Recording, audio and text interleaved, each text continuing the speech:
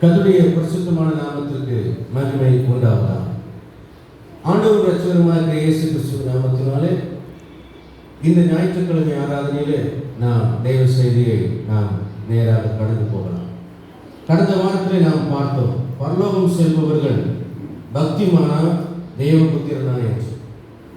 பக்திமான் பரலோகம் செல்வது முடியாத ஒரு காரியம். ஆனால் தேவனுடைய ஆவினால் வழிநடத்தப்படுகிற தேவபுத்திரனாய் தேவனுக்கு பிள்ளையாய் எவ்வளவு வாழ்கிறாரோ அவரே பரலோகம் செல்வார். அதனுடைய தொடர்ச்சியை குறித்து இன்றைக்கு நாம் தொடர்ந்து நாம் பார்க்கலாம். கிறிஸ்தவ உலகத்திலே மதம் மாற்றம் நடக்கிறதா, மனமாற்றம் நடக்கிறதா என்பதை நாம் கருத்தாய் கவனிக்க வேண்டும். மறுபடியும் நான் சொல்லுகிற காரியத்தை நீங்கள் கவனியுங்கள். நாம் மத மாற்றத்துக்கு உள்ளாக்கப்பட்டிருக்கிறோமா அல்லது மன மாற்றத்துக்கு உள்ளாக்கப்பட்டிருக்கிறோமா என்பதை நாம் கவனிக்க வேண்டும். நாம் வெறும் பக்திமானாக வாழ்ந்து விட்டால் நாம் மதமாற்றம் செய்யப்பட்டிருக்கிறோம். மாறாக நாம் தேவனுக்கு பிள்ளையாக நாம் வாழ்ந்தால் நாம் மனமாற்றம் அடைந்தவர்களாக நாம் காணப்படுகிறோம். மறுபடியும் சொல்கிறேன், நாம் மதமாற்றப்பட்டிருக்கிறோமா அல்லது மனமாற்றத்துக்குள்ளாக்கப்பட்டிருக்கிறோமா என்பதை பார்க்கிறோம். மெய்யான கிறிஸ்தவம் என்பது ஒரு மதமாற்றம் அல்ல, அது ஒரு மனமாற்றத்துக்குரியது. மதத்தை மாற்றுவதல்ல, அது மனதை மாற்றுவது. அப்படியானால் இன்றைக்கு நாம் மதமாற்றத்துக்குள்ளாக்கப்பட்டிருக்கிறோமா மனமாற்றத்துக்குள்ளாக்கப்பட்டிருக்கிறோமா என்பதை நாம் கவனித்து பார்க்க வேண்டும். தேவனுடைய சமூகத்திலே நாம் ஒரு மதவாதியாக அமர்ந்திருக்கிறோமா அல்லது ஒரு தேவனுடைய மனிதனாக நாம் அமர்ந்திருக்கிறோமா என்பது மிகவும் முக்கியமான காரியம். இன்றைக்கு கிறிஸ்தவத்திலே அநேக கிறிஸ்தவருடைய வாழ்க்கை தோல்வியாக, சாட்சி கெட்டதாக காணப்படுவதற்கு காரணம் அவர்கள் ஒரு மதவாதியாக வாழ்ந்திருப்பார்கள் அல்லது அவர்கள் ஒரு மதமாற்றத்துக்குள்ளாக்கப்பட்டவர்களாக இருந்திருக்க வேண்டும். அருமையான கர்த்தருடைய பிள்ளைகளே, தேவன் நம்மை மதவாதியாகவும் மதமாற்றத்துக்கு உள்ளாக்குவதற்காக அவர் வரவில்லை. அவர் நம்மை தேவனுடைய மனிதனாகவும் மனமாற்றத்துக்குள்ளாக்கும்படியாக அவர் கடந்து வந்தார் என்பதை நாம் கூர்ந்து கவனித்து நம்முடைய வாழ்க்கையிலே கருத்தாய் அவர்களை பின்பற்ற வேண்டும். இன்றைக்கு சில காரியங்களை நான் சொல்லி கடந்து நான் போக விரும்புகிறேன். கிறிஸ்துவ உலகத்திலே நாம் நடக்கிற இன்னொரு காரியத்தை கடினமான சத்தியம் என்ற போர்வையிலே இதை செய்யாதே அதை செய்யாதே என்கிற ஒரு நிலையை நாம் பார்க்கிறோம். அதாவது எதையெல்லாம் செய்யக்கூடாது என்கிற ஒரு போதனை இருக்கிறது. ஆனால் ஒன்றை கவனிக்க வேண்டும், எதை செய்ய வேண்டும் என்ற போதனை அந்த இடத்துல இடம்பெற்றால்தான் நாம் தேவனுடைய மனிதனாக வாழ முடியும். அல்லது எதை செய்ய வேண்டும் என்று போதிக்கப்பட்டு எதை செய்யக்கூடாது என்ற போதை நமக்கு கிடைக்காமல் இருக்குமானாலும் நாம் முழுமையான மனிதனாய் மாற முடியாது. அப்படியானால் நாம் கவனிக்க வேண்டிய ஒரு விஷயம் என்ன, எதை செய்ய வேண்டும் என்றும் எதை செய்யக்கூடாது என்றும் எதை பின்பற்ற வேண்டும் என்றும் எதை பின்பற்றக்கூடாது என்றும் ஆமா என்றும் இல்லை என்கிற காரியத்தில் பரிசுத்தமும் பாவமும் எது என்று போதிக்கப்படுகிற காரியத்தில் நாம் பூரணப்பட்டிருந்தால் மட்டுமே தான் நாம் பரலோகம் செல்வதற்கு உகந்த ஒரு நபராக அந்த ஊழியம், அந்த கிறிஸ்துவ வாழ்க்கை முழுமையடையக்கூடியதாக இருக்கார். அல்லேலூயா. கர்த்தருடைய பரிசுத்தமான நாமத்துக்கு மகிமை உண்டாகட்டும். அநேக நேரங்களிலே நான் உங்களுக்கு ஒரு கையமையுமாய் பிடிக்கப்பட்ட ஒரு விபச்சார ஸ்திரியை குறித்து நான் சொல்வது உண்டு. அந்த ஒரு காரியத்தை நாம் கவனிக்க வேண்டும். கையை மையமாக அவள் பிடிக்கப்பட்டார். எல்லாரும் கல்லறிய வேண்டும் என்று சொல்லிக் கொண்டார். எல்லாரும் கல்லறிய வேண்டும் என்று சொல்லிக் கொண்டார். அப்போ ஆண்டவர் என்ன பண்ண, குனிந்து விரலிலே எழுதினார். ஓயாமல் கேட்டுக்கொண்டதுனால பாவம் இல்லாதவன் கல்லறிய கடவன் என்று ஆண்டவர் சொன்னார். அவருடைய மனசாட்சி பேசும்படியாக எல்லாரும் உள்ளத்தையும் பிறனை பார்க்காதே உன்னை பார் என்கின்ற ஒரு நிலையை ஆண்டவர் எல்லாருக்கும் ஏற்படுத்தினார். எல்லாரும் மனசாட்சியில குத்தப்பட்டவனே எல்லாரும் கல்ல போட்டுட்டு அவன் போயிட்டான். அந்த ஸ்திரீ மட்டும் தனியாக இருந்தார். ஆண்டவருடைய ஊழியம் அதோடு முடிந்து விடவில்லை. அவர் அண்ணாந்து பார்த்து, யாரும் உன்னை குற்றமாய் தீர்க்கவில்லையா என்று கேட்டார். அவர் சொன்னார், இல்லை ஆண்டவரே. அப்புறம் நானும் உன்னை குற்றமாய் தீர்க்க, நீ போய்விடு என்று சொன்னார். அதோடு அவர் விட்டிருந்தால் அங்கே அவர் தேவகுமாரனாக ஒரு முழுமையான போதகராக அவர் முழுமை அடைந்திருக்க முடியாது. அவளை பாவிகளுடைய கையில இருந்து விடுதலை அடைய செய்வதோடு கூட அவருடைய பணி நின்று விடவில்லை. நியாயத்திற்குள்ளிருந்து விடுதலை அடைய செய்வதோடு கூட அவருடைய பணி நின்று விடவில்லை. அங்கே கவனிக்க வேண்டும், அவள் நியாயத்திற்கும் தண்டனைக்கும் உள்ளாக்கப்படுகிறவளா என்று கொண்டு வரப்பட்டார். ஆண்டவர் போய் நீ பாவம் செய்யாதே போ, நானும் உன்னை குற்றமாய் தீர்க்கிறேன் ஆண்டவர்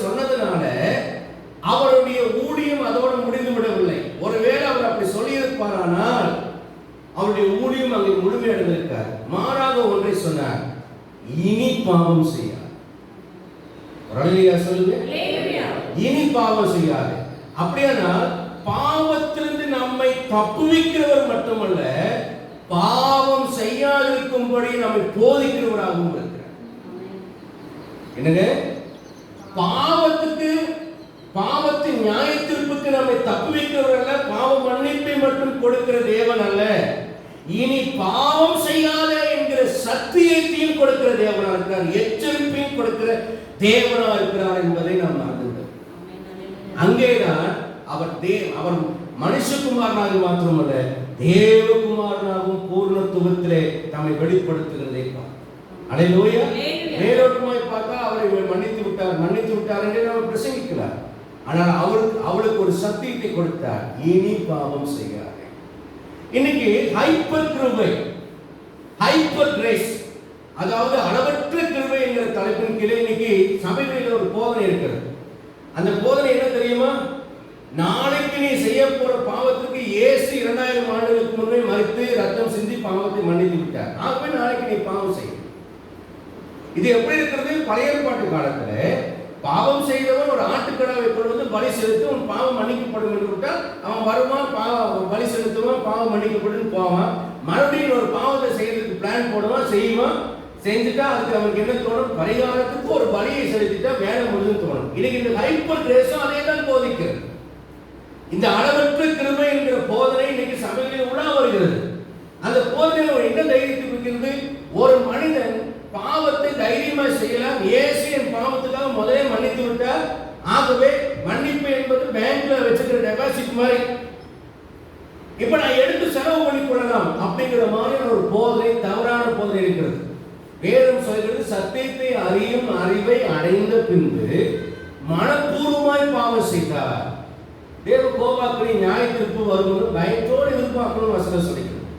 ஆகவே தேவன் இந்த இடத்துல மிக அழகாக ஏது பரிசுத்த வழி, பரலோகம் செல்லும் வழி என்பதை அவர் முகதாச்சரியம் இல்லாமல் எல்லாருக்கும் சரிசமமாய் சரிவிகிதமாய் அவர் போதித்தார். ஆகவே தேவனுடைய சத்தியத்தை நாம் சரியான பாதையில் கைக்கொள்ள வேண்டியது அவசியமாக இருக்கிறது.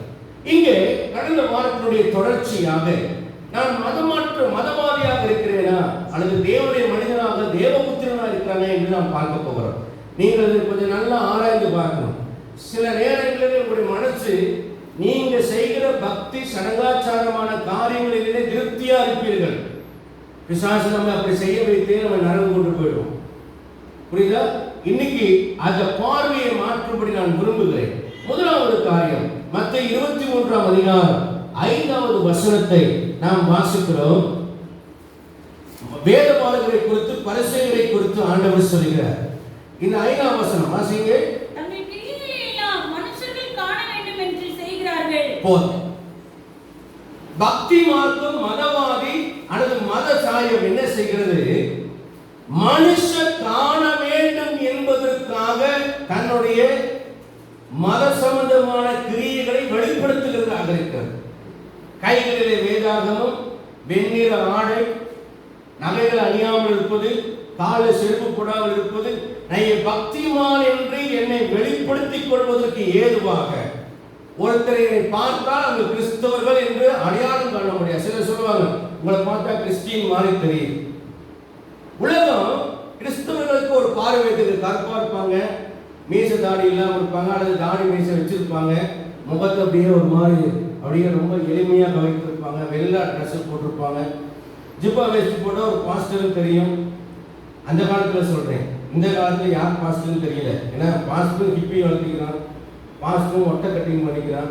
ஒரு டிஸ்கோ டான்ஸ் ஆடுற வாலிப பையனுக்கும் காலேஜ் பையனுக்கும் பாஸ்டருக்கும் என்ன செய்யல, வித்தியாசம் தெரியல. அது ஒரு கதை, அது பேசினா நேரம், அதெல்லாம் நம்ம பேச வேண்டாம். இன்னைக்கு வித்தியாசம் தெரியல. ஆனால் மனுஷர் காண வேண்டும் என்று தங்கள் கிரியைகளை வேதபாரகரும் பரிசேயரும் செய்தாங்க. அதில் என்ன செய்தாங்கன்னா, மத்தேயு 23ஆம் அதிகாரம் 14ஆம் வசனத்தில் நம்ம வாசிக்கும் போது, மாயக்காரராக வேதபாரகரின் பரிசேயரே உங்களுக்கு ஐயோ, பார்வைக்காக நீண்ட ஜெபம் பண்ணினீர்கள், ஆனால் விதவியின் வீட்டை பட்சத்துக் கொள்கிறீர்கள். இது நிமித்தம் அதிக ஆக்கினை அடைவீர்கள் என்று தக்க சொல்ல. பார்வைக்கு நீண்ட ஜெபம். ஒரு பக்திமான் தன் ஜெபத்தை அநேகர் காண வேண்டும் என்பதற்காக தன் ஜெபத்தை வெளிப்படுத்துகிறவனாய் இருப்பான். ஆனால் ஒரு தேவபுத்திரன் அவருடைய ஜெபம் செய்யப்படுவதே யாருக்கும் தெரியாது. தேவகுமாரன் ராமனும் ஒரு மலையின் மேல் ஏறி தனித்து அவர் ஜெபம் பண்ணி கொண்டிருந்தார்.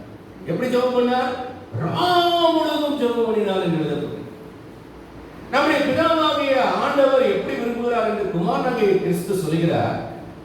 உன்னுடைய ஜெபத்தை கர்த்தர் வெளியரங்கமாய் பலம் கொடுப்பதற்காக உன் அறை வீட்டுக்குள் பிரவேசித்து உனக்கு பின்னால கதவை பூட்டி அந்தரங்கத்தில் பார்க்கிற பிதா உனக்கு வெளியரங்கமாய் பலம் கொடுக்கும்படி ஜெபம் பண்ண என்கிறார். சத்தம் போட்டு ஜெபம் பண்றது தவறு என்று சொல்லல. ஆனா உங்க மனசுக்குள்ள ஒரு நோக்கம் இருக்கும்.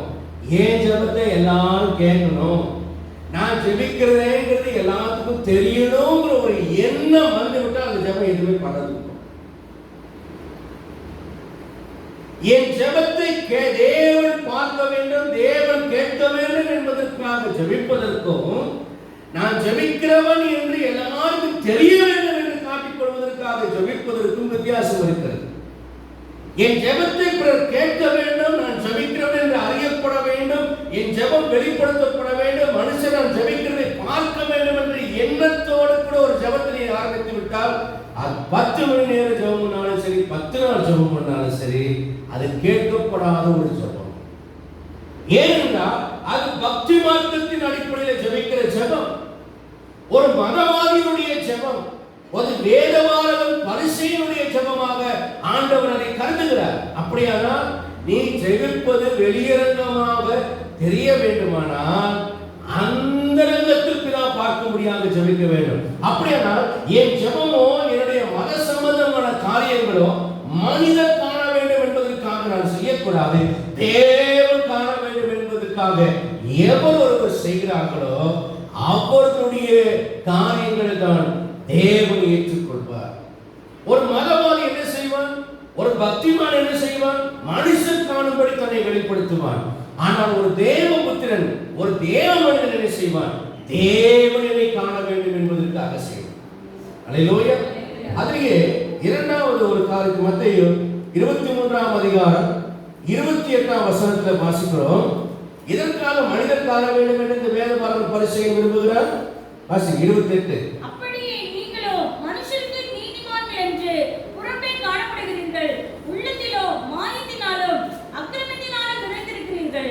மனுஷருக்கு முன்பாக தன்னை நீதிமான் என்று எனக்கு ஒரு பெயர் கிடைக்க வேண்டும், மனிதர் என்னை புகழ வேண்டும், மனிதர் என்னை அப்ரிஷியேட் பண்ண வேண்டும், மனிதர் என்னை பக்திமான் என்று பாராட்ட வேண்டும், எனக்கு ஒரு இமேஜ் கிரியேட் பண்ண வேண்டும்.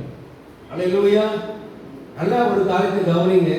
மனுஷங்க மதிக்க வேண்டும், மனிதர்கள் உன்னை பாராட்ட வேண்டும், மனிதர்கள் உனக்கு பட்டம் கொடுக்க வேண்டும் என்பதற்காக நீ காரியங்களை செய்தால் நீ ஒரு பக்திமான், நீ தேவனுடைய மனிதன் அல்ல.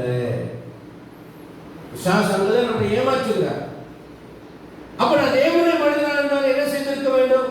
யாருமே என்னை பார்க்காத வேலையையும் தானியேலை போல தினம் செய்து வந்தபடியே செய்யணும், முன் செய்து வந்தபடியே செய்யணும், இடைவிடாமல் செய்ய வேண்டும். அல்லேலூயா. ஆனால் அப்படி செய்யலையே. அப்படி செய்யாதிருப்பேனானால் நான் ஒரு மதவாதி. மத்தேயு எபிரேயர் 11ஆம் அதிகாரம் 4ஆம் வசனத்திலே மனிதர்கள தேவன் நம்முடைய ஆராதனை குறித்து சாட்சி கொடுக்க வேண்டும். விசுவாசத்தினால ஆபேல் காயினுடைய பலியிலும் மேன்மையான பலியை செலுத்தினான், இதனால தேவன் அவனுடைய காணிக்கை கொடுத்து சாட்சி கொடுத்தார் என்று எழுதப்பட்டது. அப்படியானால் என்னுடைய ஆராதனை முறைமைகளும் என்னுடைய எல்லா காரியங்களும் தேவனால சாட்சி பெற வேண்டுமே தவிர மனிதர் சாட்சி கொடுக்கத்தக்கதாக இருக்கக்கூடாது. என் தசமபாகமோ என் காணிக்கைகளோ என்னுடைய ஆராதனைகளோ ஊழியக்காரன் பாராட்டுவதற்காகவோ சக விசுவாசி பாராட்டுவதற்காகவோ அல்ல, தேவனுடைய பாராட்டுதலை பெறக்கூடிய ஒரு முறைமையாக காணப்படுமானால் நான் தேவபுத்திரனாக இருக்கிறேன். மனிதர் பாராட்ட வேண்டும், மனிதர் என்னை மகிமையாக நினைக்க வேண்டும், மனிதர் என்னை புகழ வேண்டும், மனிதர் காண வேண்டும் என்று நான் செய்வேனானால் நான் ஒரு பக்திவானும் மதவாதியுமாக மாறிவிடுகிறேன். அல்லேலூயா. ஆகவே நாம் என்ன செய்து கொண்டிருக்கிறோம் என்பதை கவனிக்க வேண்டும். இதிலே இரண்டாவது ஒரு காரியம் என்னவென்றால், இப்போ மனுஷர் காண வேண்டும், பிற மனுஷர் காண வேண்டும் என்று நான் செய்கிற ஒரு காரியம். இன்னொன்று, என்னுடைய பார்வையிலே நான் நீதிமானாக காண, பிறர் பார்வையிலே நான் நீதிமானாக இருக்க வேண்டும். இப்ப என்னுடைய பார்வையில நான் நீதிமானாக இருக்க வேண்டும். லூக்கா 18ஆம் அதிகாரம் 10-14 வசனம் வரைக்கும் வாசிக்கும் போது நமக்கு தெரிந்த ஒரு வேத பாகம். ஒரு ஆயக்காரனும் பரிசேயனும் போய் ஜெபிக்கிறார். இந்த ஆயக்காரன் எப்படி ஜெபம் பண்றான், பரிசேயன் எப்படி ஜெபம் பண்றான்? பரிசேயன் சொல்றான், ஒருத்தரா வெந்தயம் சீரகம் எல்லாருக்கும் நான் தசமபாகம் தர்றேன், 2 தரம் உபவாசிக்கிறேன், நான் அது வாசிக்கும். லூக்கா 18ஆம் அதிகாரம் 10ஆம் வசனத்திலிருந்து.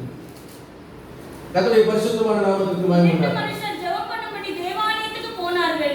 ஒருவன் பரிசேயன், மற்றவன் ஆயக்காரன்.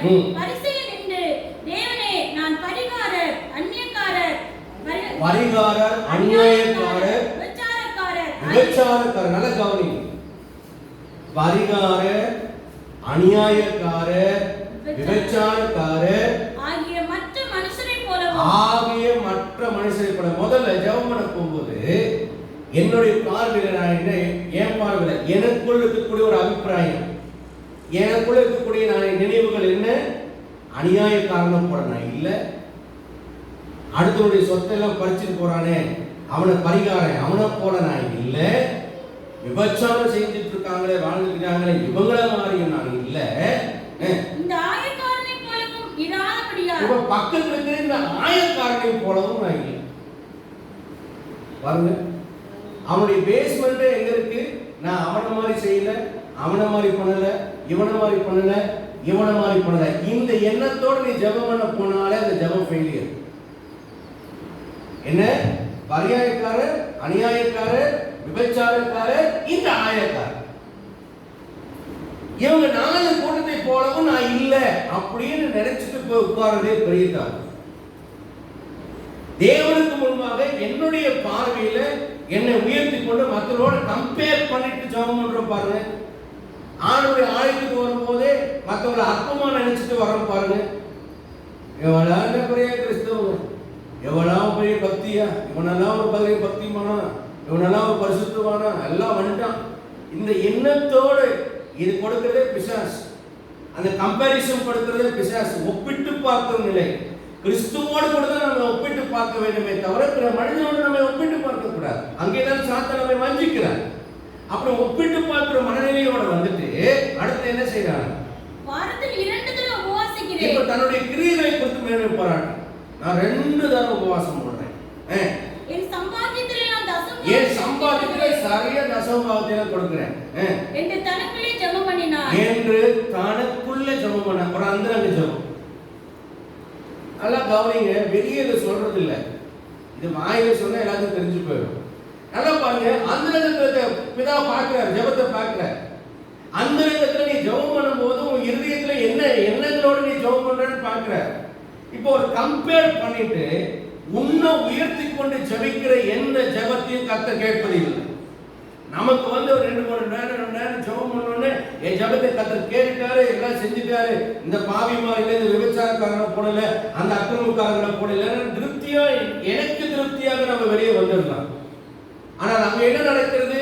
அந்த ஆயக்காரன் ஜெபம் பண்ணான். ஆயக்காரன் எப்படி ஜெபம் பண்ணா? ஆயக்காரன் தூரத்திலே நின்று, பாருங்க, அவன் உள்ள வரல, தூரத்துல நின்னுட்டான்.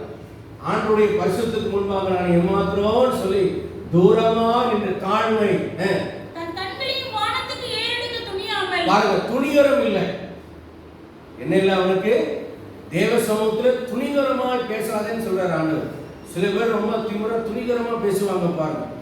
அதெல்லாம் எனக்கு என்ன நடந்தாலும் பரவாயில்ல, அதை நான் பார்த்து ஆக்சிடென்ட் ஆகுமா, வண்டி ஓட்டாதரா, ஆக்சிடென்ட் ஆகிடும், மனசு ஒரு மாதிரி ஆனா பரவாயில்ல, கால் போனாலும் பரவாயில்ல, கை போனாலும் பரவாயில்ல, அதான் துணிகரம். அவன் என்ன செய்யறான்? துணிகரமா உள்ள வரல, தூரத்துல இருக்கிறான், துணிவு இல்லை, துணிகரம் இல்லை. அப்படின்னா என்ன? முரட்டாட்டமாய் கடின இருதயமா இல்லாம தன் மார்பையை அடித்துக் கொண்டு, மனஸ்தாபம், தன் மார்பை அடித்துக்கிறான், மனஸ்தாபம், வேதனை, துக்கம், ஐயோ நான் இப்படி பாவம் செஞ்சுட்டேனே, நான் இப்படி இருக்கிறேங்கிற ஒரு மன வேதனையோட வந்து மார்பை அடித்துக்கொண்டு, தேவனே ஆவியாகிய என் மேல் கிருபையாயிரும் என்றார். ஆவியாகிய என் மேல் கிருபையாயிரும் என்றார். ஆண்டவர் என்ன சொன்னாரு பாருங்க. இப்போ ஒரிஜினலா உண்மையா பாவி? கிரியைகளினாலே ஆயக்காரன் ஒரு பாவி இல்லையா? கிரியைகளினாலே பரிசேயன் ஒரு நீதிமான். ஆனா தேவனுடைய பார்வையில என்ன? இப்ப தேவ பார்வையில என்ன?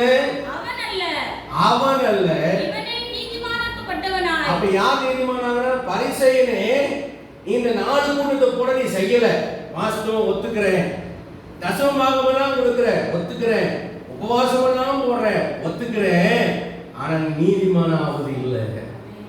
ஆனா இங்க நாளையும் செய்யறான், உபவாசம் போடல, காணிக்கையும் கொடுக்கல, ஆனா தூரத்துல நின்று துணிகரம் இல்லாம மார்புல மட்டும் ஐயோ நான் இப்ப செஞ்சுக்கிறேன்னு வருத்தப்பட்டுட்டு பாவியாக எங்களுக்கு கிருபை செய்யுங்க கெஞ்சுறான். ஆலயத்துக்குள்ள வராம ஆலயத்துக்கு வெளியே நிற்கிறவன் நீதிமான் ஆகிட்டான். ஆலயத்துக்குள்ள தைரியமா வந்தவன் கேட்டு உங்க பார்வைக்கு நீதிமான நீங்க வாழலாம், ஆனா தேவனுடைய பார்வையில நீங்க நீதிமானா இல்லை. என்னைக்கே அவன் விபச்சாரம் பண்ணிட்டான், இவன் எப்படி அநியாயம் பண்ணிட்டான், இவன் எப்படி ஆள் செஞ்சுட்டான், அவன் அப்படி செஞ்சுட்டாங்கிற எண்ணங்கள் உங்களுக்குள்ள இருந்து கொண்டிருக்கிறதோ அங்கேயே தோல்வி வந்து நாம் நீதிமானாய் விளங்குவது இல்லை. அதுலயா சொல்லலாம்? அருமையான கர்த்தருடைய பிள்ளைகளை கம்பேரிசன் பண்ணாது. ஆண்டுடைய சமூகத்திலே ஜெபத்திலே கிறிஸ்துவ வாழ்க்கையில ஒரு மதவாதி பரிசேயன், ஆனா ஒரு ஆயக்காரன் தான் கிறிஸ்து. அவன் தான் தேவனால் நீதிமானாக்கப்பட்டு பரலோகம் சென்றான். இரண்டாவது காரியத்தை பார்க்கலாம். மத்த 23ஆம் அதிகாரம் 25 வசனத்திலிருந்து 28 வரைக்கும் இருக்கக்கூடிய வசனங்களை பார்க்கலாம். மாயப்பாரகரே, வேதபாரகரே, பரிசேயரே, உங்களுக்கு ஐயோ. மாயக்காரராகிய வேதபாரகரே, பரிசேயரே, உங்களுக்கு ஐயோ. இங்க என்ன சொல்கிறார்? போஜன பான பாத்திரத்தின் வெளிப்புறத்தை சுத்தமாக்குகிறீர்கள், உட்புறத்தில் அவர்கள் கொள்ளையினாலும் அநீதியினால் எழுந்திருக்கிறது. குருடனான பரிசேயனே, போஜன பான பாத்திரம் வெளிப்புறம் சுத்தமாகும்படி அவன் உட்புறத்தை முதலாவது சுத்தமாக்கு. அப்படி 28 வசனம் வரைக்கும் கல்லறையும் கொண்டு சொல்றார். பாத்திரத்தை சொல்றாரு, இரண்டாவது கல்லறையை சொல்றாரு. இது ரெண்டுலையும் பார்த்தீங்கன்னா அவன் வெளிப்புறத்தை பாத்திரத்தை சுத்தமாக்குறான், கல்லறை வெளிப்புறமா அலங்காரமா இருக்கு. இப்ப கல்லறைக்குள்ள இருக்கக்கூடிய அசுத்தத்துக்கு ஒப்பாக உன்னுடைய இருதயத்துக்குள்ள அசுத்தம் இருக்கிறது என்று கதை சொல்றார். உன்னுடைய பொசிஷன், உன்னுடைய பக்தி மார்க்கம், உன் ட்ரெஸ், உன்னுடைய வாழ்க்கை எல்லாம் பார்த்தீங்கன்னா கல்லறை வெளியே பளிங்கல் போட்டு நல்லா நீட்டா புல்லு பூச்செடியெல்லாம் வளர்த்தி பார்க்க அலங்காரமா இருக்கிறது போல நீ வெளி தோட்டத்துல பார்க்க நல்லா அலங்காரமா பக்திமானா இருக்க. ஆனா உள்ள மனிதனுடைய எலும்பு கிடக்கிறது போல, அசுத்தங்கள் இருக்கிறது போல உன் உள்ள அலங்கோலமா இருக்கு, அலங்காரமா இல்ல. புறம்பான அலங்காரம் இருக்கு, ஆனா உள்ளுக்குள்ள அலங்காரம் இல்லை. அதாவது உன்னுடைய உள்ளம் ரொம்ப மோசமான உள்ளமா இருக்கிறது என்று அவர் சொல்லுகிறார். அப்போ அதுக்கு என்ன சொல்றாருன்னா, பாத்திரத்தை சொல்றார். பாத்திரத்தை வெளிப்புறத்தை சுத்தமாக்குறீங்க, வெளிப்புறத்தை சுத்தமாக்காத, முதல்ல வெளிப்புற சுத்தமாக்குறதுக்காக உட்புறத்தை சுத்தமாக்குன்னு சொல்ற. நீ உள்ள சுத்தம் பண்ணிட்டீங்கன்னா ஆட்டோமேட்டிக்கா வெளியே சுத்தமாயிடும். எப்படி வெளியே சுத்தமாகும்? உள்ள சுத்தமாயிட்டு எப்படி வெளியே சுத்தமாகும்? இப்ப நாம ஒரு பாத்திரத்தை எடுக்க போறோம், ஜலதாரியில் பார்த்தீங்கன்னா உள்ள அசுத்தமாக்குற பாத்திரம் மாதிரி தான் அதை அப்படியே விட்டுருவோம், அவசரத்துக்கு எடுக்கிறது. ஆனா அதே திறப்போம், அந்த செல்ஃபுக்குள்ள இருக்கிற ஒரு பாத்திரம் இருக்கும், உள்ள சுத்தமா இருக்கும். டப்புன்னு அந்த பாத்திரத்தை எடுத்துட்டு தண்ணியில என்ன பண்ணுவோம்னா வெளியே ஒரு அளவு அளவிட்டு உடனே யூஸ் பண்ண போதும். உள்ள நீ சுத்தமா இருந்தீங்கன்னா வெளியே என்ன குறைவு இருந்தாலும் அது நிறைவாக்க வல்லவர். ஒரு பரிசுத்தவான் படிப்பாளியா இருக்க வேண்டும் அவசியம் கிடையாது. என்னங்க, ஒரு பரிசுத்தவான் படிச்சவனா இருக்கணும்னு அவசியம் கிடையாது. ஆனா படிச்சவன் பரிசுத்தவானா இருப்பாங்கிறதுக்கு நிச்சயம் கிடையாது. உண்மையா இல்லையா? அதே போல பாருங்க, ஒரு பரிசுத்தவான் பணக்காரனா இருக்கணுங்கிற அவசியம் கிடையாது. ஆனா ஒரு பணக்காரன் பரிசுத்தவானா தான் இருப்பாங்கிறதுக்கு நிச்சயம் கிடையாது. அப்போ ஒரு பரிசுத்தவான் பணக்காரனாகவும் இருக்கலாம், ஒரு பரிசுத்தவான் படிச்சவனாகவும் இருக்கலாம். ஆனா படிச்சவனும் பணக்காரனும் பரிசுத்தவானா இருக்க மாட்டான்.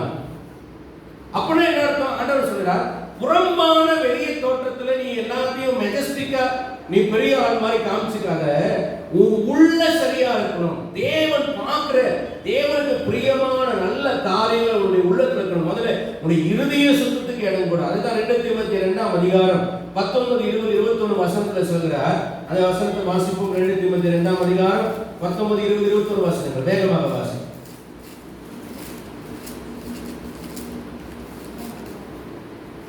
19, 20, 21. ஆகிலும் தேவனுடைய உறுதியான அஸ்திபாரம் நிலைத்திருக்கிறது.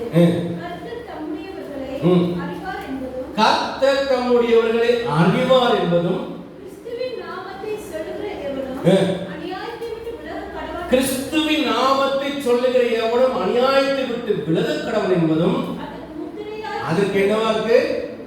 இப்ப ஆண்டவர் தம்முடையவர்களை அறிந்திருக்கிறார். யார் தேவனுடைய பிள்ளைகள் என்று ஆண்டவருக்கு தெரியும். அதற்கு என்ன அடையாளம் என்றால் அவன் அநியாயத்தை விட்டு விலகணும். அதுதான் முத்திரை. தேவனுடைய பிள்ளைங்கிற முத்திரை என்ன தெரியுமா? அநியாயத்தை விட்டு விலகு, அக்கிரமத்தை விட்டு விலகு, அசுத்தத்தை விட்டு விலகு. இப்ப கீழே இருக்கிற வசனத்துல அதுக்கு உதாரணத்தை சொல்றாரு. ஒரு பெரிய வீட்டிலே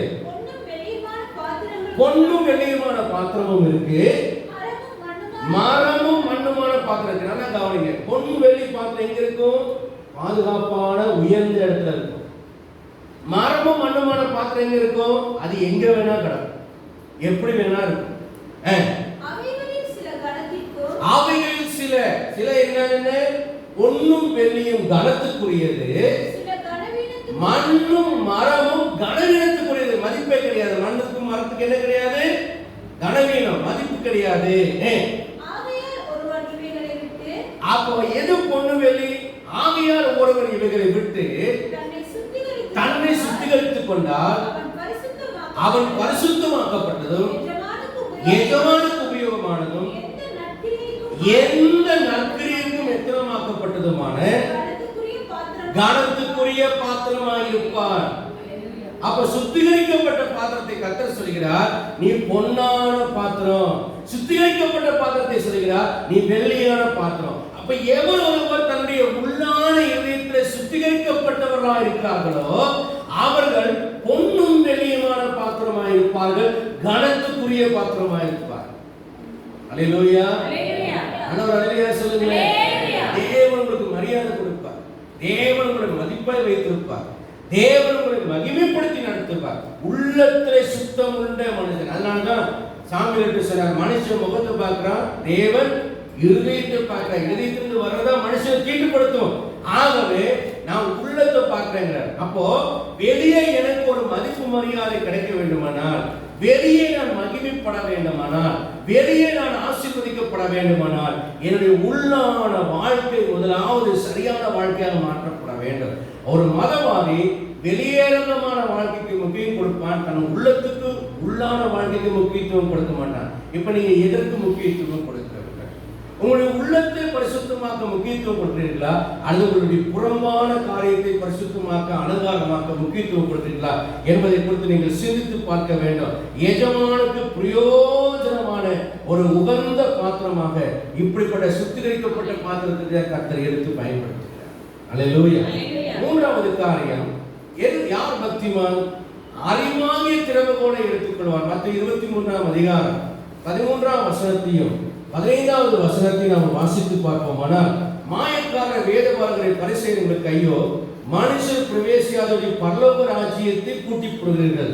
நீங்கள் அதில் பிரவேசிக்கிறதும் இல்லை, பிரவேசிக்க போவதில்லை, பிரவேசிக்க விடுகிறதும் இல்லை. 15ஆம் வசனத்துல நம்ம வாசிக்கும் போது அது இவ்வளவு சொல்ற, மாயக்கார வேதபாரகரை பரிசேயர் உங்களுக்கு ஐயோ, ஒருவனைக்குள் மார்க்கத்தான் ஆக்கும்படி சமுத்திரத்தையும் பூமியும் சுற்றித் திரிகிறீர்கள். அவர்கள் மார்க்கத்தான் ஆன போதோ அவனை உங்களையும் இரட்டிப்பாய் நரகத்தின் மகனாக்குகிறீர்கள். ரெண்டு காரியத்தை செய்யலாம். அறிவாகிய திறவுகோல், சத்தியங்கிற திறவுகோலை எடுத்துக்கொள்றான். எடுத்துட்டு இவனும் உள்ள போறதுல உள்ள போகிறதுக்கும் விடாதபடி கூட்டிடுறான். அப்படின்னு என்ன அர்த்தம்? ஜனங்களுக்கு சத்தியத்தை சொல்ற ஆசன் உதறுகள் அறிவை காக்க வேண்டும், வேதத்தை அவன் வாயிலை கேடுவார். இன்னைக்கு சத்தியத்தை ஜனங்களுக்கு சொல்லிக் கொடுப்பது இல்லை. மத்தேயு 23ல 1-2-3 வசனங்களை நம்ம வாசிக்கும் போது அதுல ஆண்டவர் சொல்றாரு, வேதபாரகரும் பரிசேயரும் மோசேயினுடைய அவசரத்தில் உட்கார்ந்திருக்கிறார்கள். ஆகையால் நீங்கள் கை கொள்ளும்படி அவர்கள் உங்களுக்கு சொல்லுகிற யாவையும் கை கொண்டு செய்யுங்கள், அவர்கள் செய்யும்படியோ செய்யாதீர்கள். ஏனெனில் அவர்கள் சொல்லுகிறார்கள், சொல்லியும் செய்யாதிருக்கிறார்கள். அவன் என்ன செய்வான்? மதவாதி என்ன செய்வான்? சொல்லுவான், ஆனா அவன் செய்ய மாட்டான். அப்போஸ்தலன் பவுல் என்ன சொல்றார்? எல்லாத்துக்கும் நான் என்னையே நற்கிரியைகளுக்கு மாதிரியாக காண்பித்தேன் என்று சொல்கிறார். சொல்லுவான், ஆனா அவன் அதை செய்ய மாட்டான். யாரு? மதவாதி. நீங்கள் சொல்லியும் செய்யாமல் போவீர்களானால் நீங்கள் மதவாதி. போதித்தும் அதை கை கொள்ளாதிருப்பீர்களானால் நீங்கள் ஒரு மதவாதி. நீங்கள் தேவ மனுஷன் அல்ல, தேவ புத்திரன் அல்ல. இரண்டாவது பார்த்தீங்கன்னா, சுமப்பதற்கு பாரமான காரியத்தை மனுஷர் தோளை சுமத்திடும். ஆண்டுக்குள்ள நெருங்கி வாழ முடியாதபடி, பரலோகராஜ்யத்தின் குடிமகனை வாழ விடாதபடி, ஒரு விசுவாசிக்கு எந்த ஒரு விஷயத்தையும் பாரமான விஷயத்தை போல காண்பித்து விடுவான். ஐயோ, ராமபோஜனத்தில் நீ எல்லாம் பங்கெடுக்க முடியாது, அதெல்லாம் அப்படி இருக்கணும், இப்படி இருக்கணும். ஐயோ, இப்படிலாம் உன்னால ஜபம் பண்ண முடியாது, இப்படிலாம் உன்னால வளர முடியாது, உன்னால இப்படிலாம் கசனத்தை கை கொள்ள முடியாது. சுமப்பது பாரமான காரியங்களை சுமத்துகிறது. யாக்கோபு ஒரு நல்ல மேய்ப்பன். அவன் ஏச சொல்றான், அவனுக்கு முன்னாடி போறேன், என் கூட வந்துரு, நான் கூட்டிட்டு போறேன் பாதுகாப்பாக.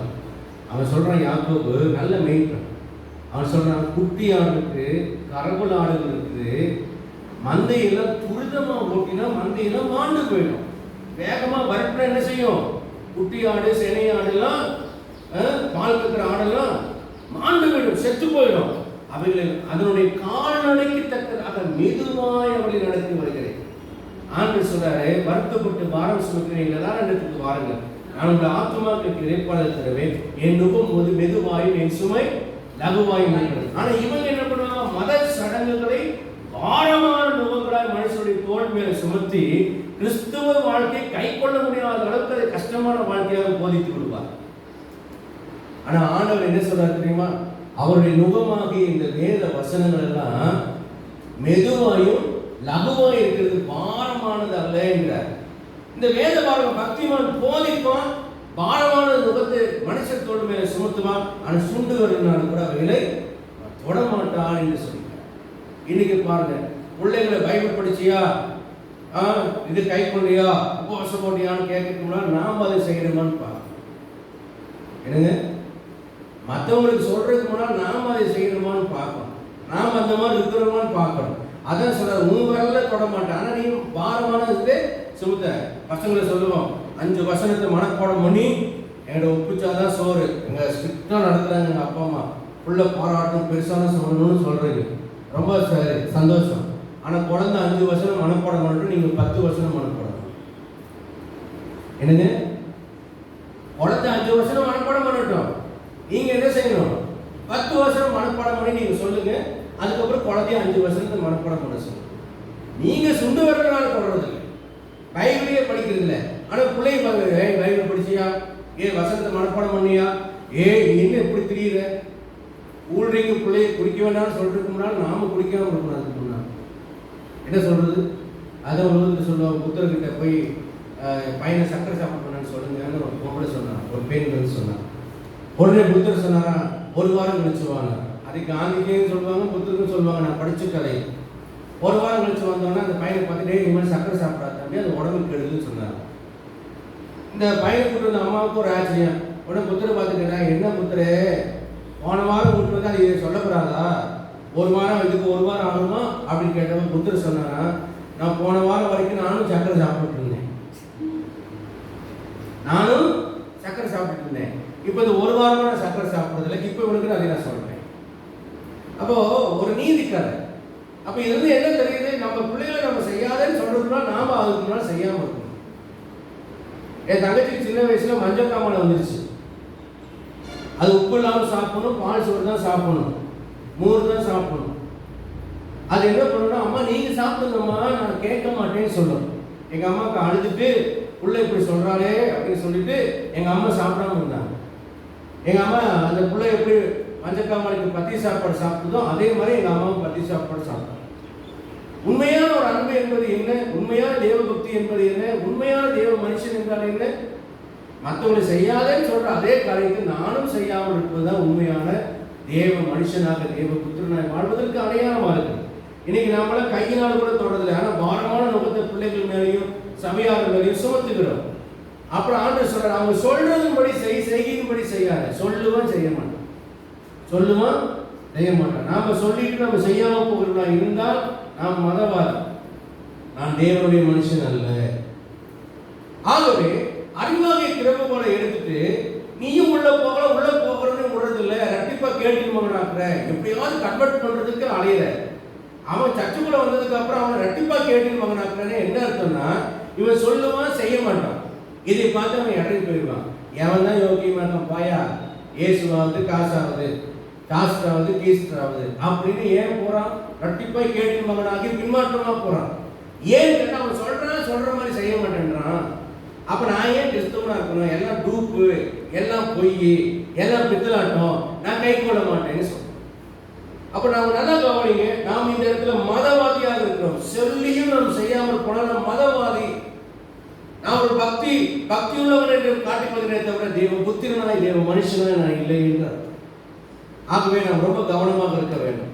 ஆகவே முதலாவது காரியத்தில் நாங்கள் சொன்ன மனுஷன் காண வேண்டும் என்பதற்காக வெளிப்புறமாக காணப்படுகிற ஒரு நிலை, என்னுடைய பார்வைக்கும் மனுஷர் பார்வைக்கும் நான் சரியா வாழ்கிறது. இரண்டாவது ஒரு காரியமாக நான் சொன்னேன், புறம்பான ஒரு அலங்காரம் அல்ல, உள்ளான ஒரு சுத்திகரிப்பு எனக்கு அவசியம். மூன்றாவது நான் சொன்னேன், அறிவாக திறவு போல எடுத்துட்டேன், மோசையின் ஆசனத்தில் உட்கார்ந்துட்டு இருக்கேன், நானும் உள்ள போல மற்றவங்க உள்ள போகிறதில்ல. முதல் பாரமான சுமத்தை நுகத்தை சுமத்துக்கு முன்னால் நான் அதை தொடாமல் இருக்கிறேன், நான் சொல்லியே செய்யாம போறேன், நான் ஒரு மதவாதி. ஆனால் தேவன் அப்படிப்பட்டவனாக இருக்க ஆண்டவன் விரும்புகிற தேவ மனுஷன் அப்படிப்பட்டவனாக இருக்க மாட்டான். அவன் எல்லாவற்றுக்கும் தன்னை மாதிரியாக காண்பிப்பான், அவன் கை கொள்வான். நான்காவது வசனத்தை, நான்காவது காரியமாக 1 யோவான் 4ஆம் அதிகாரம் 20-21 வசனங்களை நாம் வாசிக்கிறோம். 1 யோவான் 4:20-21 வசனம். தேவனிடத்தில் அன்பு கூறுகிறேன் என்று ஒருவன் சொல்லியும் தன் சகோதரனை பகைத்தால் அவன் பொய்யன். தன் கண்ட சகோதரனிடத்தில் அன்பு கூறாமல் இருக்கிறவன் தான் காணாத தேவனிடத்தில் எப்படி அன்பு கூறுவான்? தேவனிடத்தில் அன்பு கூறுகிறவன் தன் சகோதரனிடத்திலும் அன்பு கூற வேண்டும் என்கிற இந்த கற்பனையை அவரால் பெற்றிருக்கிறோம். கர்த்தருடைய பரிசுத்தமான நாமத்திற்கு மகிமை உண்டாகும். ஒரு மதவாதியினுடைய ஆராதனை எப்படி இருக்கும்னா, தேவனுடைய அன்பு இல்லாமலேயே ஒரு மதவாதி தேவனை ஆராதிப்பான். ஒரு பக்திமான் தேவனிடத்தில் அன்பு கூறாமலேயே ஆராதிப்பார். ஆனால் உண்மையான ஒரு தேவபுத்திரனோ தேவனுடைய மனுஷனோ தன் முழு இதயத்தோடு, முழு ஆத்மாவோடு, முழு சிந்தியோடு, முழு பலத்தோடு தேவனிடத்தில் அன்பு கூர்ந்து ஆராதிப்பான். இதுதான் தேவபுத்திரனாய் தேவ மனுஷனாய் இருக்கிறவனுக்கும் ஒரு மதவாதியா பக்திமானா இருக்கிறவனுக்கும் இடையில இருக்கக்கூடிய ஒரு வித்தியாசம். அது எப்படி அறிந்து கொள்ளலாம் என்று சொன்னால், ஒரே வசனத்தில் அவர் சொல்கிறார், கண்ட சகோதரத்தில் அன்பு கூறாதவன் காணாத தேவனிடத்தில் அன்பு கூறுவான். இன்னைக்கு ஒரு கண்ணு முன்னால பார்க்கிற மனைவியோ கணவனோ பிள்ளைகளோ பெற்றோரோ கூட இருக்கக்கூடிய சக விசுவாசிகளோ அல்லது சாதாரண மற்ற மனுஷனிடத்திலேயோ அன்பு கூறாம நான் தேவனிடத்திலே அன்பு கூற முடியாது. உண்மையான கிறிஸ்தவனுக்கு சத்துருக்கள் என்று யாரும் எந்த மனிதனும் இருக்கக்கூடாது. அதான் உண்மை. அதனாலதான் ஒரு சத்துருவை நேசிப்பாயாக கற்றுக் சொன்ன நமக்கு ஆண்டு கற்றுக் கொடுத்தது ஒரு தூய அன்பு. இந்த 1 யோவான்ல 3ஆம் அதிகாரம் 10-16 வசனம் வரைக்கும் நீங்க வாசிச்சு பார்த்தீங்கன்னா, அதுல இவன் சொல்ற காயினையும் ஆபேலையும் குறித்து ஆண்டவர் சொல்கிறார். தேவனுடைய பிள்ளை பிசாசின் பிள்ளை அப்படின்னா யாரு அப்படின்னா, தன் சகோதரன் அன்பு கூறாமல் இருக்கிற எவனும் தேவனால் உண்டானவன் அல்ல. இதனால பிசாசின் பிள்ளைகள் இன்னார் என்று வெளிப்படும் சொல்லியிருக்கிறேன். தேவ பிள்ளைகள் யாரு, பிசாசின் பிள்ளைகள் யார்? நாம் ஒருவரில் ஒருவர் அன்பு கூற வேண்டும் என்பது நீங்கள் ஆதி முதல் கேள்விப்பட்ட விசேஷமா இருக்கிறது. பொல்லாங்கினால் உண்டாயிருந்து தன் சகோதரனை கொலை செய்த காயினை கொடுக்க வேண்டாம். அவன் எதிர்த்து அவனை கொலை செய்தான்.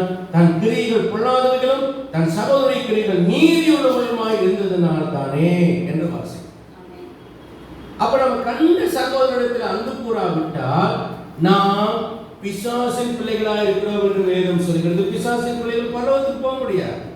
கண்ட சகோதரத்தில் அன்பு கூறாத காணாத தேவனிடத்திலே அவன் அன்பு கூற முடியாது. அப்போ பகைக்கோ கசப்புக்கோ விரோதத்துக்கோ பிரிவினைக்கோ கிறிஸ்துவத்தில் இடமில்லை. அல்லேலூயா. ஏனென்றால் ஒரு சத்ருவை நேசிப்பையா. இன்னைக்கு யோசிங்க, யாரையாவது உங்களுக்கு சத்ருவாக பகையாக கசப்பு விரோதம் இதெல்லாம் நீங்க வச்சிருந்தீங்கன்னா, நாம வெறும் பக்திமானா மதவாதியா இருக்கிறோமே தவிர தேவபுத்திரனா தேவனுடைய மனுஷனா நம்ம இல்லை. நம்ம பரவும் போவது கேள்வி. 5வது காரியம், யாக்கோபு 2ஆம் அதிகாரம் 19வது வசனத்துல நீங்க படித்து பார்த்தீங்கன்னா, தெய்வ பயம் இருக்கும் ஆனா கீழ்ப்படுதல் இருக்காது. 2ஆம் அதிகாரம் 19ஆம் வசனத்தை வாசிக்கிறேன். தேவன் ஒருவர் உண்டு என்று விசுவாசிக்கிறார். அப்படி செய்கிறது நல்லதுதான். பிசாசுகளும் விசுவாசித்து நடுங்குகின்றன. பிசாசு விசுவாசித்து என்ன செய்தான்? நடுங்குதுன்னா தேவனுக்கு பிசாசு பயப்படணுமா பயப்படாதா? சொல்லுங்க. பிசாசுகள் தேவனுக்கு பயப்படணுமா பயப்படாதா? பயப்படும். அசுத்தாவிகள் ஆண்டவருக்கு பயப்படும். பிசாசுகள் தேவனுக்கு பயப்படும். ஆனால் அதுக்கு என்ன இருக்காதுன்னா கீழ்ப்படிதல் இருக்காது. பிசாசுகள் ஆண்டவருக்கு என்ன செய்யறதில்லை? கீழ்ப்படிவதில்லை. ஒரு பக்திமான் தெய்வ பயத்தோடு இருப்பான், ஆனா தேவனுக்கு கீழ்ப்படிந்து வாழணும். ஒரு மதவாதி தேவனுக்கு பயப்படுவான், ஆனால் ஒரு மதவாதி தேவனுக்கு கீழ்ப்படியவான். இன்றைக்கு நான் தேவனுக்கு கீழ்ப்படியவில்லை என்றால் நான் தேவனுடைய குமாரனாக தேவனுடைய மனுஷனாக இல்லை, நான் ஒரு மதவாதியாக பக்திமானாகத்தான் இருக்கிறேனே தவிர நான் தேவபுத்திரனாய் இல்லை. அப்படி நான் தேவபுத்திரனாய் இருக்கிறேன் என்ன செய்யணும்? யோபு 1ஆம் அதிகாரம் 8ஆம் வசனமும் 2ஆம் அதிகாரம் 3ஆம் வசனம் சொல்கிறது. தேவன் யோபுவை குறித்து பிசாசனிடத்திலே சொல்கிறார், உத்தமனும் சன்மார்க்கனும் தேவனுக்கு பயந்து பொல்லாப்பை விட்டு விலகுகிறவனுமாகிய மனுஷனாகிய அவனை போல பூமியில் ஒருவனும் இல்லை. அப்போ நான் தேவனுக்கு பயப்படுகிறவன் என்றால் நான் பொல்லாப்பை விட்டு விலகுகிறவனாக இருக்க வேண்டும். மதவாதி பொல்லாப்பை விட்டு விலகுவான் என்பதற்கு நிச்சயம் கிடையாது. ஒரு பக்திமான் பொல்லாப்பை விட்டு விலகுவான் என்பதற்கு நிச்சயம் கிடையாது.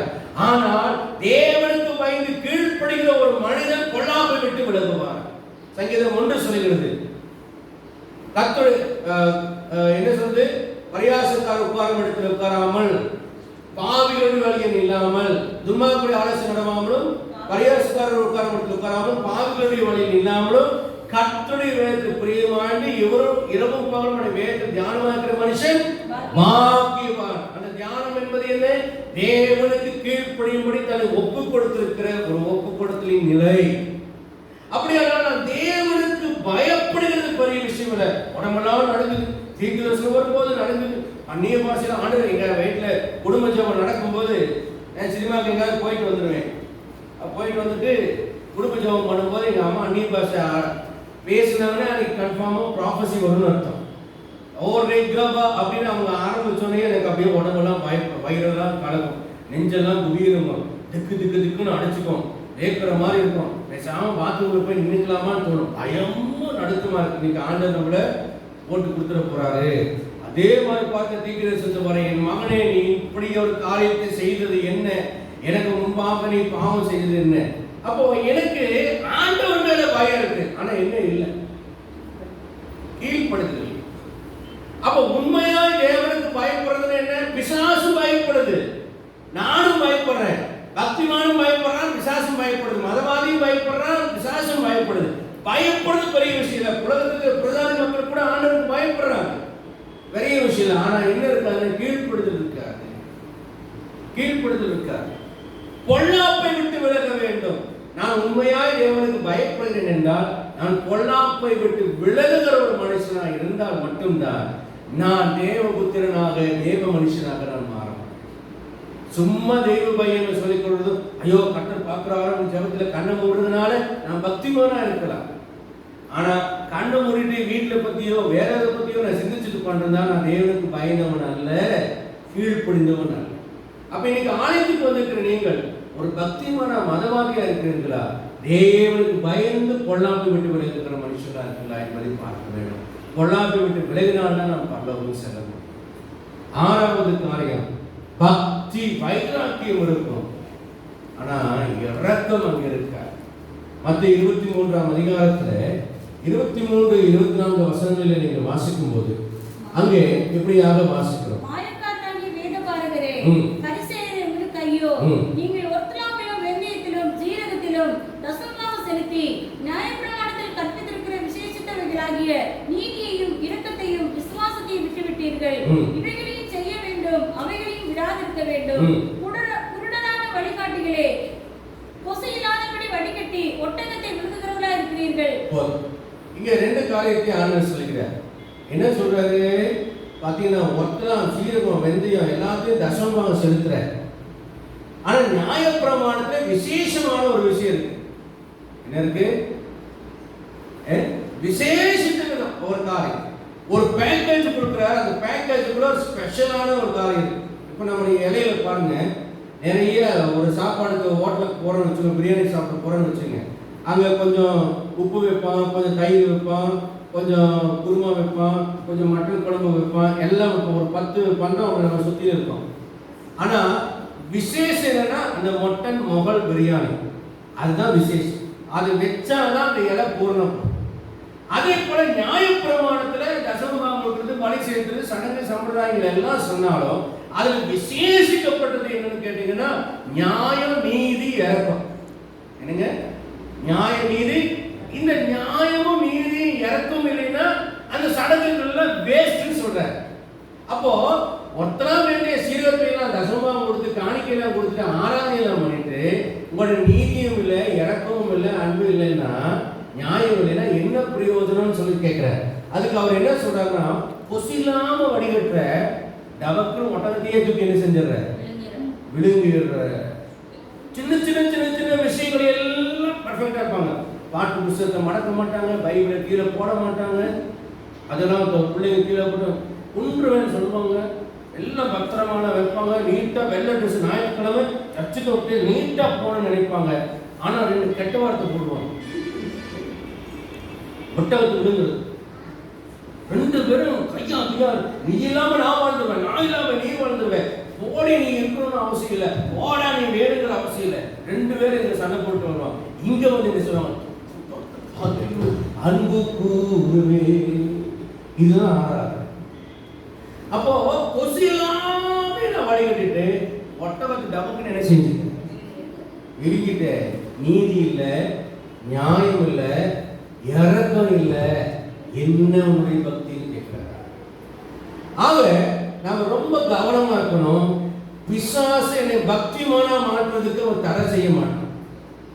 ஆனா தேவனுடைய புத்திரனாக தேவ மனுஷனா இருக்கிறதுக்கு தடை செய்வான். சோ நம்ம பக்தி வைராக்கியம் பெருசு இல்லை. லூக்கா எழுதின சுவிசேஷத்துல பாருங்க, மத்தேயு 12ஆம் அதிகாரம் 7ஆம் வசனத்திலிருந்து வாசிச்சு பாருங்க. லூக்கா 12ஆம் அதிகாரம் 7, 8, 9, 10, 12 வசனங்களை வாசிங்க.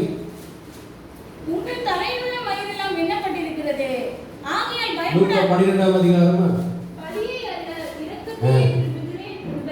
பலியை அல்ல இரக்கத்தையே விரும்புகிறேன். அப்ப இங்க சுருக்கமா சொல்லிட்டாரு. ஒருத்தரா வந்து எல்லாம் என்ன பலி, பலியை அல்ல இரக்கத்தையே விரும்புகிறேன்.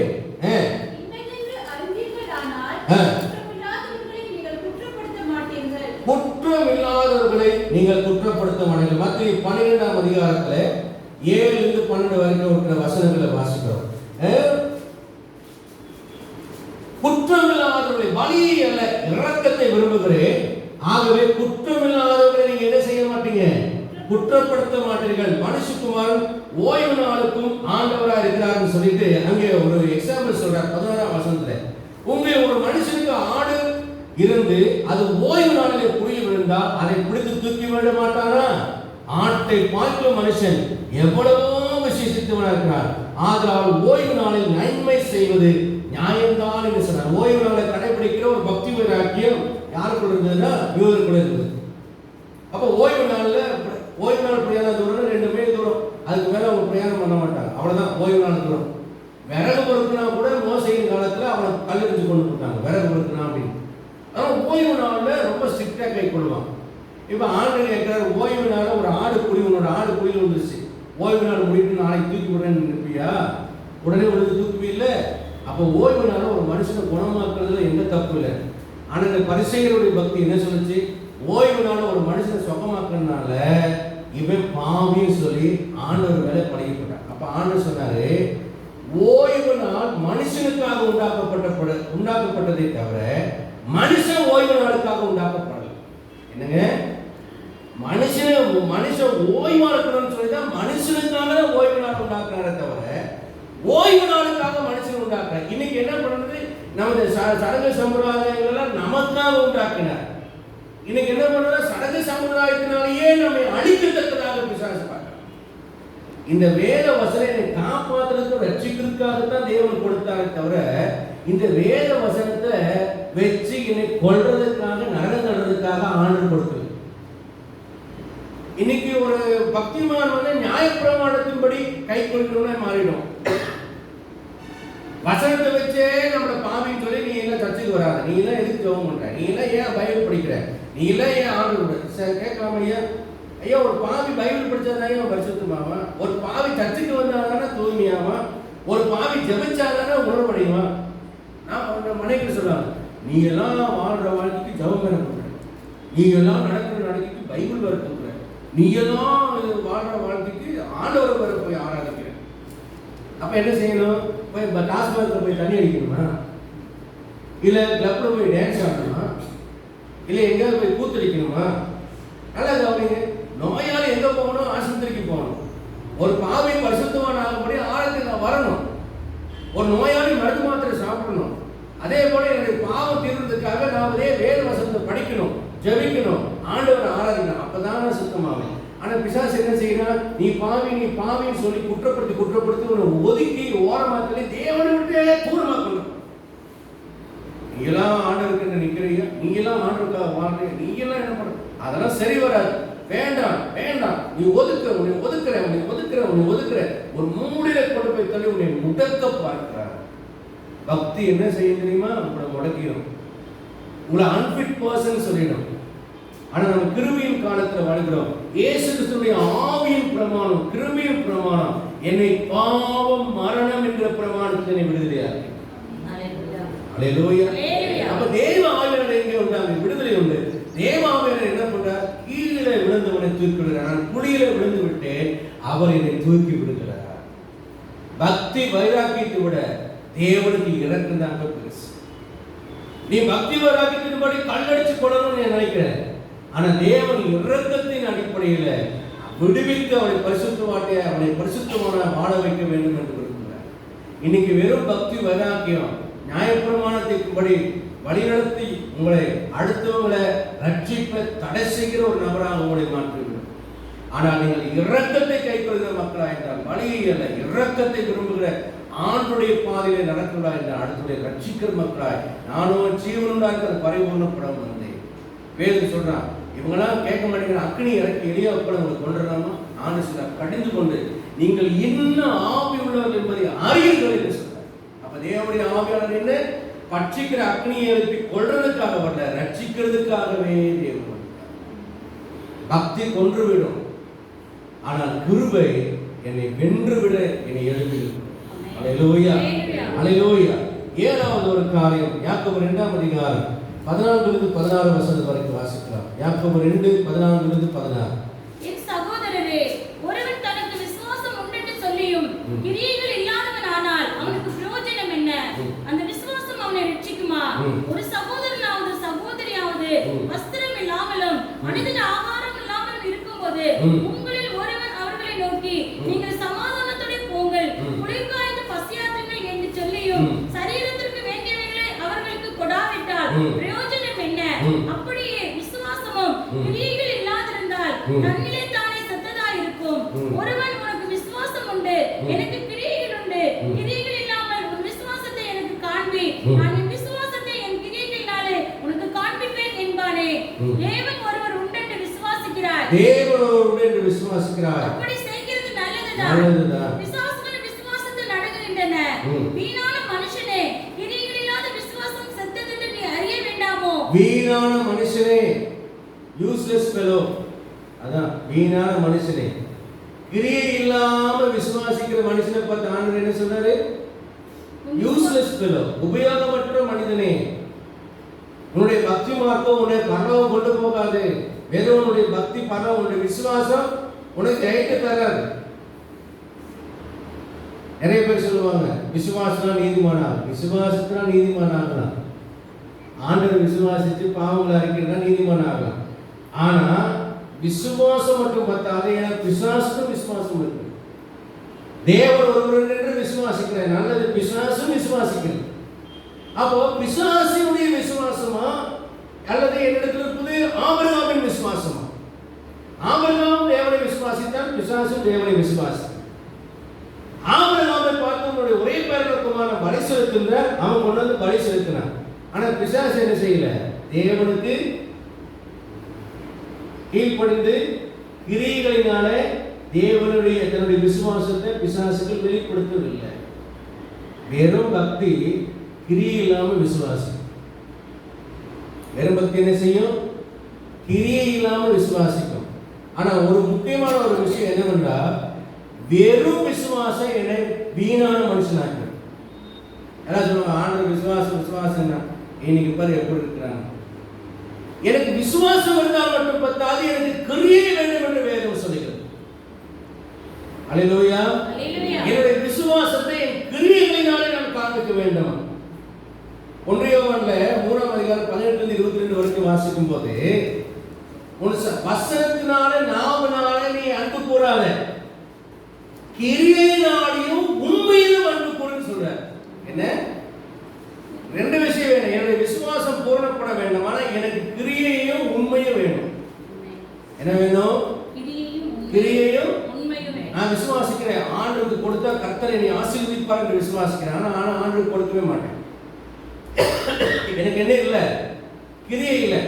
ஒரு விவசாயி விதைத்தானியத்தை கொண்டு போய் தன்னுடைய களத்துல விதைக்காம வீட்டிலேயே வச்சுக்கிட்டு சும்மா நேரத்தை மட்டும் கொடுத்துட்டு நான் விசுவாசிக்கிறேன், இது விளைஞ்சு நிற்கும் கற்பனையில் உட்கார்ந்துட்டு இருந்தானா விளையுமா? நிலம் வழியா? விதையை விதைச்சாலும் அது வளரும், அது விளையும். அதே போல நான் கிரியை செய்தால் ஒழிய அது எனக்கு பலனை தராது. அப்ப பக்தி மார்க்கம் என்ன செய்யும்? வெறும் விசுவாசம் விசுவாசம் விசுவாச அறிக்கை விசுவாசம் விசுவாச அறிக்கை விசுவாசம், வசனத்திலையும் நாவினாலையும் பக்தி ஓட்டிட்டே போடும். விசுவாச அறிக்கைன்னு ஒரு உபதேசமே இருக்கு. இப்படி நீ அறிக்கை செஞ்சீங்கன்னா அது உனக்கு நடக்குன்னு சொல்லுவாங்க. இப்போ நான் அறிக்கை செய்கிறேன், என் மனைவிக்கு குடும்ப கட்டுப்பாடு ஆப்ரேஷன் பண்ணிட்டாங்க, எனக்கு 50 வயசு ஆயிடுச்சு. இப்போ நான் விசுவாசிக்கிறேன், எனக்கு இரட்டை ஆண் பிள்ளைகளை தருவார், நான் விசுவாசிக்கிறேன். இரட்டை ஆண் பிள்ளைகளை தருவார், விசுவாசிக்கிறேன். எனக்கு இரட்டை ஆண் குழந்தை பிறந்துமா? சொல்லுங்க, வருதுமா? வருதா? நிறைய நேரங்களில் விசுவாச அறிக்கை செய்து விடுகிறதுனால எல்லாம் நடந்து விடும் என்று நினைக்கிறோம். கர்த்தர் கைவிட மாட்டார், நல்லது, கர்த்தர் கைவிட மாட்டார். ஆனா எப்படி இருந்தா கைவிட மாட்டார், அதே கர்த்தர் நடத்துவார், நல்லது. எப்படி நடத்துவார்? தேவ சித்தத்தின்படி நீ நடத்தினா நீ நடத்துவார். அல்லேலூயா சொல்லலாமா? அல்லேலூயா. உற்சாகம் அல்லேலூயா சொல்லலாமா? அல்லேலூயா. யோனா பாருங்க, கப்பல் ஏறி கர்த்தர் சொன்ன இடத்துக்கு போக முடியாது, நான் வேற இடத்துக்கு தான் போவேன், என் மனசுக்கு தோணுன மாதிரி தான் போவேன்னு போனேன். எல்லாமே குழப்பி விட்டாராங்க, எல்லாம் குழம்புச்சு. தேவ சித்தத்தின்படி வந்தாலும் அங்கேயே உட்கார்ந்து முறுமுறுத்துட்டு இருந்தான். அவன் மனப்பூர்வமாக கிரியை செய்ய விரும்பவில்லை. ஆகவே தான் கர்த்தர் அவனுக்கு நிறைய சிக்ஷைகளை கற்றுக் கொடுத்தார். இன்னைக்கு நம்முடைய வாழ்க்கையில நாம் தேவனுடைய இருதயத்தை புரிந்து கொள்வதற்காக தேவன் அநேக கடினமான நுகத்தொடிகளின் கீழே நம்மை கூட்டி நம்மை ட்ரைனிங் கொடுக்கிறார். நாம் புரிந்து கொள்ள வேண்டும், ஆண்டுடைய சமூகத்தில் நம்ம ஒப்பு கொடுக்க வேண்டும். ஆண்டே, என் வசனத்துல நாம சொல்லிட்டு மட்டும் உட்கார்ந்து எனக்கு எதுவும் பத்தாது, கர்த்தர் என்னை ஆசீர்வதிப்பார், என்னை உயர்த்துவார்னு நான் வேலைக்கு போகாம சும்மா உட்கார்ந்துட்டு இருந்தேன்னா எனக்கு எல்லாமே கிடைத்து விடாது. ஆண்டு என்னை வேலை செய்கிறார், வேலை ஆண்டு ஒதுக்கிட்டு சொல்ல சங்கீதத்தில் என்ன சொன்னார்? உன் கைகளின் கிரியையை நீ பிரயாசத்தை நீ சாப்பிடுவாய். நான் பிரயாசமே படாம நான் எப்படி சாப்பிட முடியும்? அப்ப எனக்கு என்ன வேண்டும்? கிரியை வேண்டும். ஆபிரகாம் ஆண்டவரை விசுவாசித்தாலும் அந்த ஒரே பேரான குமாரனை பலி செலுத்தினார், பலி செலுத்துறதுக்கு ஒப்பு கொடுத்தான், அதனால அவன் நீதிமானாக்கப்பட்டான். அப்போ எனக்கு கிரியும் சேரும். நான் என்னத்தை நான் அறிக்கை செய்கிறனோ அதை என்னுடைய செயல்கள் மூலியமாக வாழ்க்கையின் மூலியமாக நான் வெளிப்படுத்தும் போது தேவன் என்னை கைவிடாமல் என்னை ஆசீர்வதிப்பார். அல்லேலூயா. வெறும் பக்திமான் விசுவாசிப்பான், கிரியை செய்ய மாட்டான். ஆனால் தேவன் மனிதன் விசுவாசத்தோடு கிரியை நடப்பிக்கிறவனாக இருப்பார். அந்த கிரியையில் அவன் உண்மையில ஒன்றாக இருப்பார். ஆகவே கர்த்தர் அவனை ஆசீர்வதிப்பார். வாயில் ஒன்று சொல்லிட்டு மனசில் ஒன்று நினைச்சிட்டு இருக்கிறது உண்மை அல்ல. உங்களுடைய நோக்கத்துக்குள்ளே ஒரு உண்மையற்ற நிலைமை காணப்படலாம், உங்களுடைய திட்டத்துக்குள்ள உண்மையற்றவர்களாக நீங்கள் காணப்படலாம், உங்களுடைய எதிர்பார்ப்புல நீங்கள் உண்மையற்றவர்களாக காணப்படலாம். வெளியே ஒன்று காமிச்சுட்டு உள்ளுக்குள்ள ஒரு அந்தரங்கமான ஒரு எண்ணத்தோடு கூட உண்மையற்றவர்களாக இருக்கிறானால் தேவனுடைய கைவிடுவார், நிச்சயமாக கைவிடுவார். அருமையான கர்த்தருடைய பிள்ளைகளே, நாம் கிரியையிலேயும் உண்மையிலேயும் நாம் நாம் விசுவாசத்தோடு இருப்போமானால் ஒரு நாளும் கைவிட மாட்டார் நாம் தேவபுத்திரனாய். ஆமென்.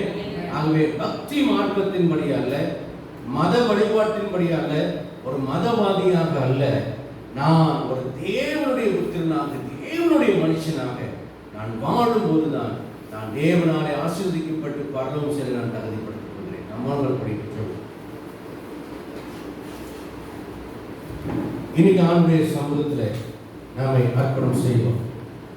ஆண்டவரே, பக்தியின் வழிகாட்டுதலா பரிசுத்தாவின் வழிகாட்டுதலே நடந்து கொண்டிருக்கிறேனா?